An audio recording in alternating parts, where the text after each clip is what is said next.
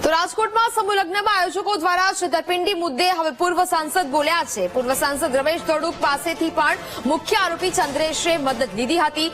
રમેશ ધડુકે દીકરીઓને કરિયાવરમાં આપવા માટે 28 મિક્સર આપ્યા હતા। અગાઉ પણ આયોજકો કરિયાવરના નામે વસ્તુ લઈ ગયા હતા। પૂર્વ સાંસદે આયોજક ચંદ્રેશ શત્રુલા સામે કડક કાર્યવાહીની માંગ કરી છે। મારી પાસે પણ આવેલા અને આની પહેલા પણ આવેલા, આની પહેલા પણ મેં એને વસ્તુઓ આપી હતી અને આ વખતે પણ મારી પાસે આવ્યા અને મેં એમને 28 નંગ મિક્સર પણ આપેલા।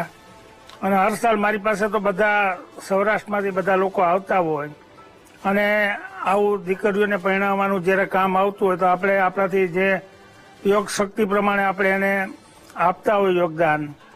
પણ આવું જે કૃત્ય કર્યું છે એ દુઃખની છે અને આવા લોકો ઉપર જ્યારે સમૂહ લગ્ન કરતા હોય તેવા લોકો ઉપર પરમિશન લઈ અને સમૂહ લગ્ન કરે આયોજકો કોણ છે એનો ખ્યાલ રાખવો જોઈએ।